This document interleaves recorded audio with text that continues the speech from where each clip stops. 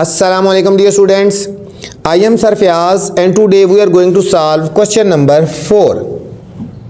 Verify associative property of union and intersection. बच्चों हमने associative property verify करनी है एक union वाली और intersection वाली, ठीक है, through Venn diagram के through. For हमें x की वैल्यू गिवन है 2x when x belong to natural number और x की value less than 20. y set हो जाएगा set of first 6 natural multiples of 3 और z सेट हमारे पास हो जाएगा 6x when x belong to whole number and x is less than 20. बच्चों ये x, y और z की ये कंडीशन दी है, इसके मुताबिक हमने सेट लेने हैं x सेट, y सेट और z सेट और फिर हमने उनको एसोसिएटिव प्रॉपर्टी ऑफ यूनियन से प्रूव करना है और एसोसिएटिव प्रॉपर्टी ऑफ इंटरसेक्शन से हमने इनको प्रूव करना है. बच्चों तो चलते हैं, इंपॉर्टेंट क्वेश्चन है, इसके ऊपर स्टार लगा लें. अब फर्स्ट जो बात हो रही है बच्चों x की बात हो रही है, ये हम लिखते हैं सोल्यूशन. सेट x जो है हमारे पास है 2x, 2 का टेबल लिखना है. कहाँ तक लिखना है? x की वैल्यू है लेस देन इक्वल टू 19, मतलब 2 का टेबल लिखना है. कहाँ तक लिखना है? x की वैल्यू जो है लेस देन 20 से कम वैल्यू होनी चाहिए x की, मतलब 1 से लेकर नेचुरल नंबर कहाँ से स्टार्ट होते हैं? नेचुरल नंबर स्टार्ट होते हैं बच्चों 1 से स्टार्ट होते हैं और नंबर कहाँ तक लिखने हैं? 20 से लेस देन 20, मतलब जो x की वैल्यू हम यहाँ पे लिखेंगे ना वो 20 से कम 19 तक लिखेंगे. 1 2 3 4 5 6 अप टू 19. कहने का मतलब है कि यहाँ पे हमने सेट x की वैल्यू लिखनी है, 2 का टेबल लिखना है. 2 का टेबल कहाँ से लिखना है? 2 का टेबल 1 से स्टार्ट करना है और 19 तक लिखना है, 2 19 जार, ठीक है. और फिर हमारे पास ये हमारे पास हो जाएगा, देखो 2 को मल्टीप्लाई कर दो, ये हो जाएगा 2 1 जार 2, 2 2 जार 4, 2 3 जार 6, 2 4 जार 8, 2 5 जार 10, 2 6 जार 12 अप टू 38, ठीक है. ये हमारे पास सेट x की वैल्यू हो जाएंगी. सेट x की कंडीशन क्या गया है? 2 का टेबल लिखना है. देखो 2 का टेबल लिखना है, कहाँ तक वैल्यू लिखना है? आप लेस देन 19 तक, मतलब 2 19 तक, 2 19 जार 38 तक हो गया. ये हमारे पास x की वैल्यू होगी. अब सेट y की जो सेट बनता है, set of first 6 natural number लिखने हैं, फर्स्ट 6 नेचुरल मल्टीपल ऑफ 3 का टेबल लिखना है, ठीक है. फर्स्ट 3 का टेबल लिखना है 6 तक, मतलब 3 1 jar 3, 3 2 jar 6, 3 3 jar 9, 3 4 jar 12, 3 5 jar, ठीक है, 3 5 जार 15, 3 6 जार 18. ये हमारे पास 6 का टेबल हो जाएगा.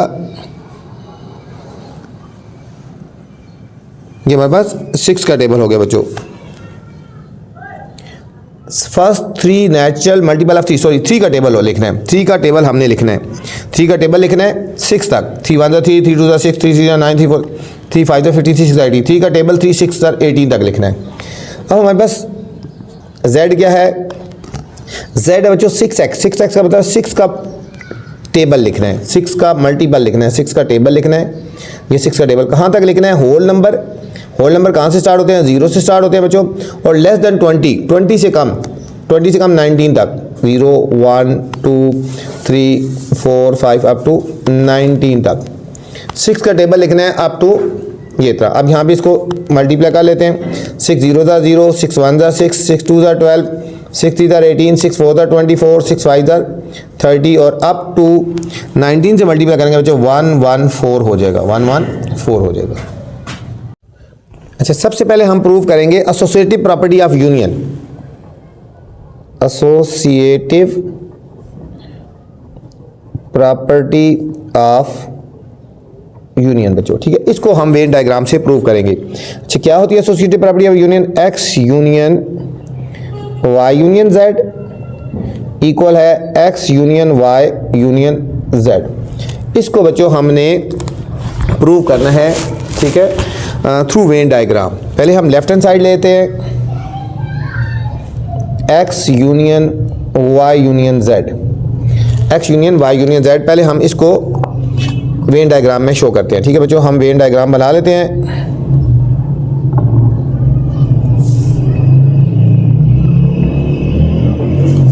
ये हम एक वेन डायग्राम बनाएंगे और इसके अंदर पहले तीनों सेट्स को रिप्रेजेंट करेंगे और उसके बाद हम इसको शेड कर देंगे बच्चों.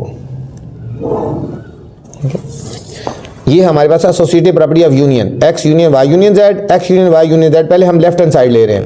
अच्छा, तीनों साइड है हमारे पास एक्स वाई और जेड, तीन सेट है हमारे पास बच्चों, एक्स वाई और जेड। ये हमारे पास एक सेट एक्स हो जाएगा, ठीक है। एक हमारे पास सेट वाई हो जाएगा, एक्स और वाई और जेड तीनों में कुछ कॉमन है ना, ओवरलैपिंग है। ये हमारे पास वाई हो गया और एक हम सेट जेड बना लेंगे। ये हमारे पास जो तीनों सेट हो गए, एक्स सेट, वाई सेट और जेड सेट। ये हमारे पास सेट एक्स है, ये हमारे पास वाई है और ये हमारे पास जेड है। ये तीन सेट हैं। अब हम इनकी वैल्यूज़ देख लेते हैं, ठीक है।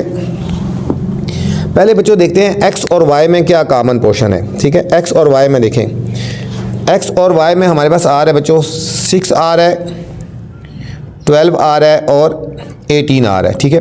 6, 12 और 18 ऐसी है जो तीनों में आ रहे हैं बच्चों, 6, 12 और 18 तीनों में आ रहे हैं। देखो 6, 12 और 18 इसमें भी आएगा, 6, 12 और 18 इसमें भी आएगा, 6, 12 और 18 इसमें भी है, तीनों में आएगा ना जो, ठीक है।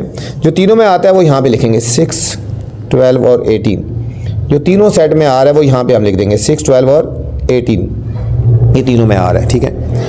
अब हमारे पास जो x की वैल्यूज़, y की जो वैल्यूज़ आ रही हैं, ठीक है। अब पहले हम लिख लेते हैं y की जो वैल्यू बच रही है, ठीक है। y की जो वैल्यू बच रही है 6, 12 और 18 तो हो गया ना, ठीक है। और बाकी जो बच गई हमारे पास y की वैल्यू वो यहाँ लिख देते हैं 3,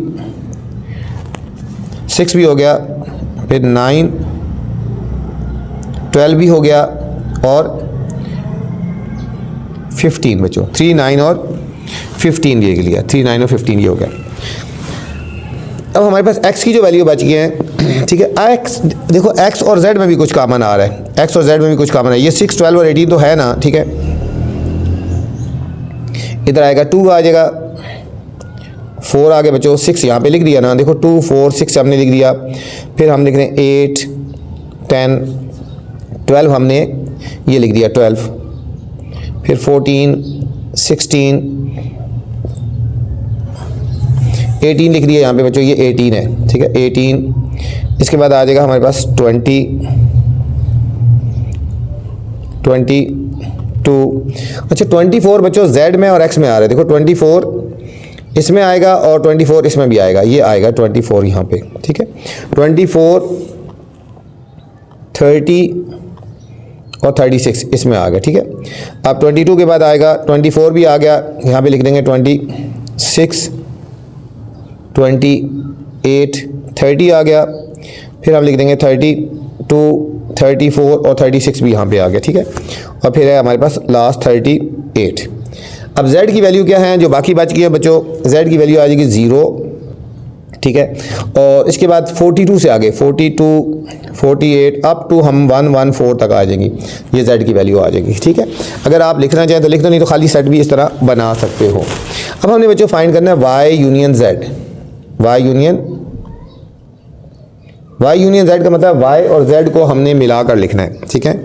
Y यूनियन Z का मतलब Y और Z की वैल्यू, ये Y की वैल्यू है बच्चों, ये हमारी सारी Y वाली भी आ जाएंगी, ये वाली, ये वाला आंसर आ जाएगा और Z वाला भी आ जाएगा। ये हमारे पास है, मतलब ये वाला शेड आ जाएगा, Y यूनियन Z आ गया। अब हमने फाइंड करना है X union Y union Z। इसका मतलब है X का भी सारा आंसर और Y यूनियन Z का भी आंसर आएगा।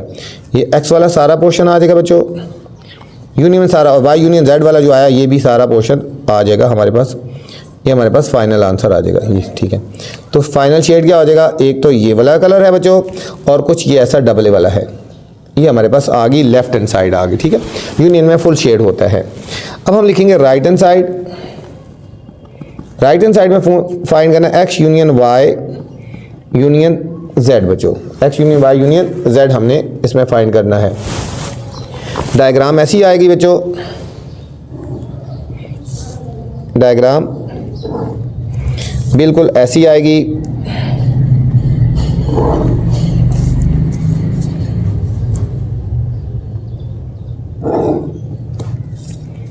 ये हमारा यूनिवर्सल सेट होता है ना, ठीक है। ये हमारे पास सेट X आ जाएगा बच्चों, ये सेट हमारे पास Y आ जाएगा, और ये हमारे पास z आ जाएगा। ठीक है, इनके अगर आपने एलिमेंट लिखना है तो यहाँ से देके वही आप लिख सकते हो। अगर एलिमेंट लिखना चाहो तो लिख सकते हो, नहीं तो फिर आप ऐसे बगैर एलिमेंट के भी लिख सकते हो। ठीक है, अगर एलिमेंट लिखने हैं यही x वाले आ जाएंगे इधर, यही y वाले यहाँ पे कॉमन पोर्शन में जो लिखा है वही आ जाएंगे। अब इसमें भी हमने पहले x यूनियन y फाइंड करना है। x यूनियन y का मतलब है x और y की वैल्यूज़ को बच्चों कलर कर देंगे। ये वाला, ये x की वैल्यू, ये हमारी x की वैल्यू आई है सारी, और ये हमारे पास y की वैल्यू है, ये हमारे पास आ जाएगा। इस तरह का जो शेड होगा x यूनियन y का आ गया। अब हमने फाइनल फाइंड करना है x union y union z, मतलब x यूनियन y का जो आंसर आया हुआ है उसमें z मिलाएंगे। ठीक है, ये x यूनियन y का आंसर ये आया हुआ है ना, ये वाला सारा, ये सारा, और इसमें z मिला देंगे, मतलब ये सारा कलर हो जाएगा। हमारे पास क्या शेड आएगा, एक तो बच्चों ये वाला शेड आ गया ना, और दूसरा कुछ हमारे पास ये वाला है। ठीक है, ये हमारे पास था एसोसिएटिव प्रॉपर्टी ऑफ यूनियन। ठीक है, एसोसिएटिव प्रॉपर्टी ऑफ यूनियन ये लेफ्ट हैंड साइड थी और ये राइट हैंड साइड थी हमने बच्चों, जो कि हमने प्रूव करनी थी। बच्चों इसी क्वेश्चन का अब हमने प्रूव करना है एसोसिएटिव प्रॉपर्टी ऑफ इंटरसेक्शन, ये हमने प्रूव करनी है। एसोसिएटिव प्रॉपर्टी मतलब ये हो जाएगा x intersection y intersection z is equal to x intersection y intersection z।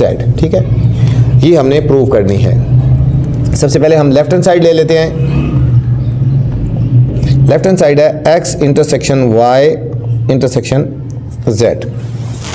इसकी वेन डायग्राम बना लेते हैं।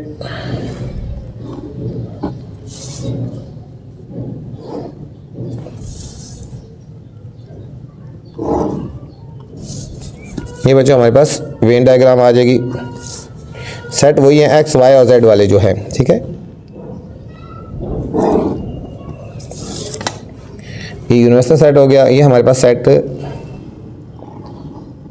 एक्स है, ये सेट y है और ये सेट z है। इनके अंदर बच्चों एलिमेंट लिखने हैं तो मैंने कहा इनके लिख सकते हो, मैंने पहले लिखवा दिए थे ना, x की वैल्यू, y की वैल्यू, z की। अगर आप लिखना चाहें तो लिख दें, बहुत ज़्यादा एलिमेंट है इसलिए फिर हम नहीं लिखते। अब पहले हमने फाइंड करना है x इंटरसेक्शन y। अब हम पहले करते हैं x इंटरसेक्शन y।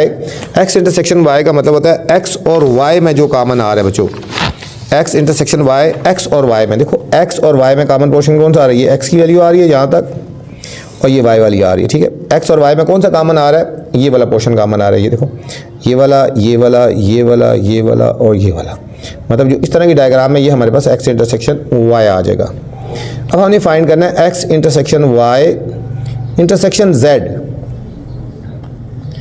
इनमें जो कॉमन आ रहा है और जो z में कॉमन आ रहा है बच्चों वो लेना है। ठीक है, अब इनमें जो कॉमन आ रहा है और जो z में कॉमन आ रहा है वो हमने कलर का देना है। अब इन दोनों में कॉमन ये आ रहा है और z की वैल्यू ये जा रही है ना, z की वैल्यू ये। ठीक है, इनमें कॉमन कौन सा, ये वाला पोर्शन, मतलब ये वाला आएगा, मतलब ये वाला कलर और ये वाला जो कंबाइन, ये दोनों। ठीक है, मतलब ये वाला फाइनल आंसर आ जाएगा हमारे पास। ये जो कलर है ये वाला हमारे पास इसका फाइनल आंसर आ गया लेफ्ट हैंड साइड का। और राइट हैंड साइड बच्चों हमने फाइंड करनी है x intersection y union z, sorry x intersection y intersection z, intersection है ना, x intersection y intersection z। और इसकी भी ये वेन डायग्राम बनाएंगे ऐसी, और फिर हमने इसको भी शेड कर देना है। ये हमारे पास वेन डायग्राम आएगी और फिर हमने शेड कर देना है।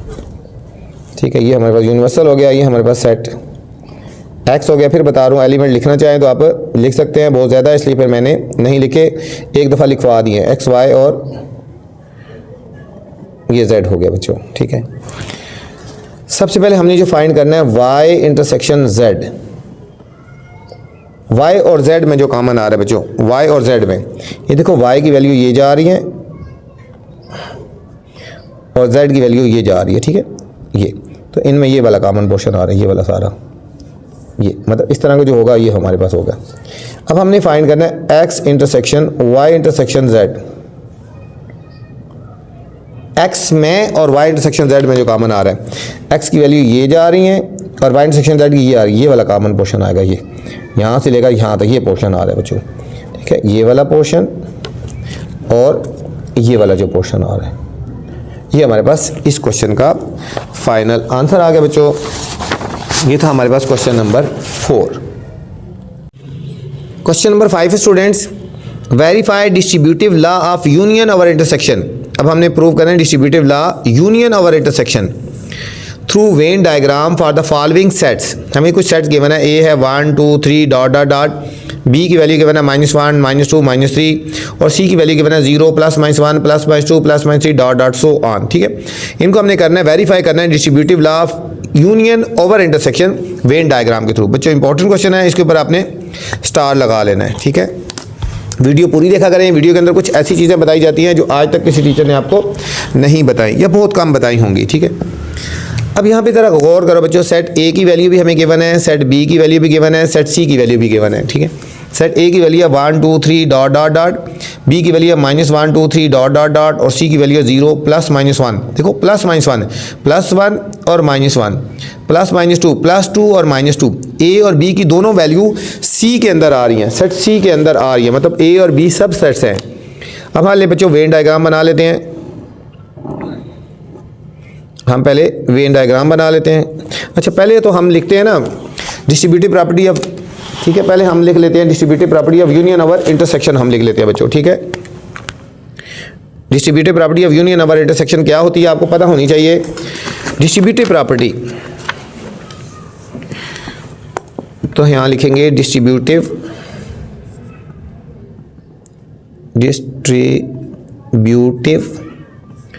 प्रॉपर्टी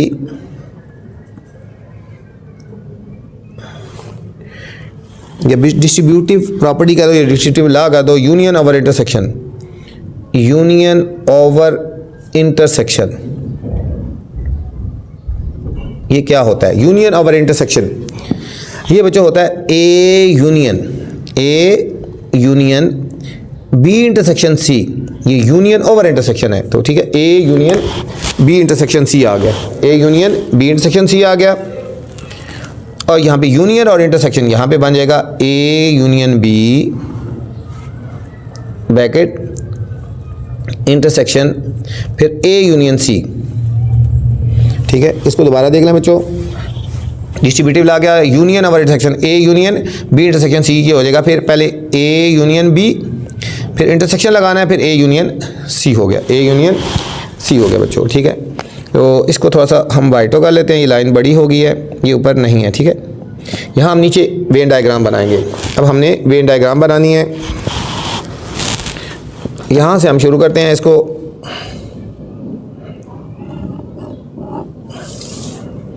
ये हमारी वेन डायग्राम होगी, पहले हम लेफ्ट हैंड साइड लेंगे और फिर हमने राइट हैंड साइड लेनी है, और दोनों को वेन डायग्राम के थ्रू प्रूव करना है, ठीक है।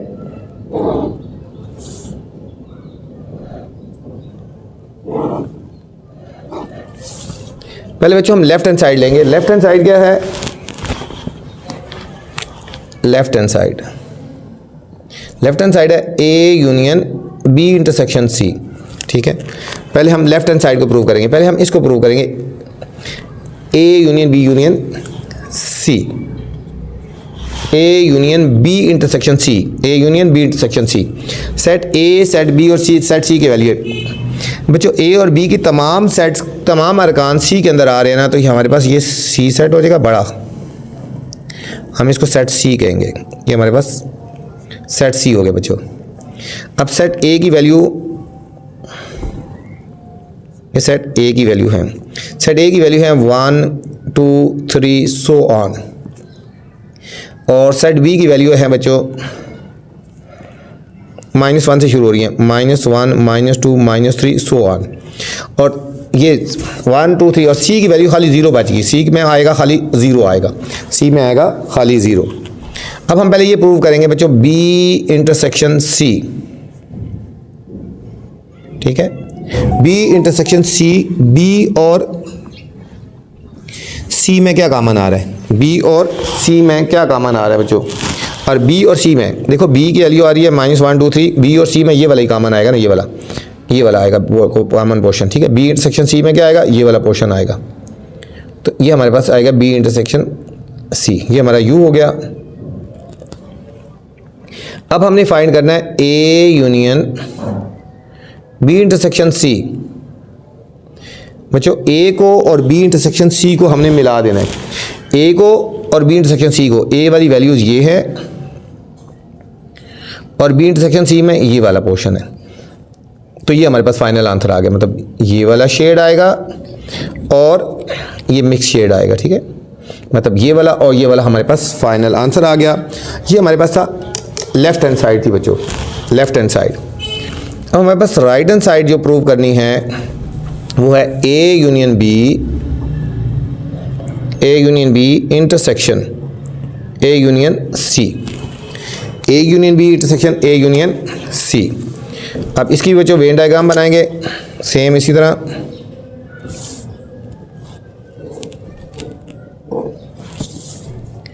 वेन डायग्राम इसी तरह ही आएगी और फिर हम शेड देखेंगे कैसे करना है हमने, ठीक है। शेड अकॉर्डिंग टू कंडीशन हमने करना है। सेम वही चीज़ है। ये हमारा सेट सी है, सेट सी के अंदर ये सेट ए आर है क्योंकि ए और बी सब सेट है। इसके आगे 1 2 3 सो ऑन। सेट बी के इसके अंदर भी आ रहा है, बी की वैल्यू है -1 -2 -3 सो ऑन और सी के अंदर बच गया ओ। अब हमने पहले बच्चों फाइंड करना है ए union b. A union b का मतलब है ए और बी की वैल्यू को ज्वाइन करके लिख देना है, ए और बी की। ये हमारे पास ए की वैल्यू आ गई, ये हमारे पास ए की वैल्यू आ गई बच्चों और ये हमारे पास बी की वैल्यू आ गई, ठीक है। तो ये हमारे पास ए यूनियन बी आ जाएगा। अब हमने फाइंड करना है ए यूनियन सी। 3 कंडीशन है इसमें, ए यूनियन सी, ए और सी की बच्चों वैल्यू, ए और सी की वैल्यू। अब इसमें ये वाला कलर करेंगे, ये हमारे पास ए का कलर आ गया, ए वाला, और ये हमारे पास सी का आ गया, ठीक है। ये हमारे पास सी का आ गया, मतलब ये सारा सी तो सारा आ रहा है ना, बी उसके अंदर ही आ रहा है, ठीक है। ये हमारे पास आ गया, एक हमारे पास ये वाला कलर आ गया और कुछ हमारा ऐसा आ गया।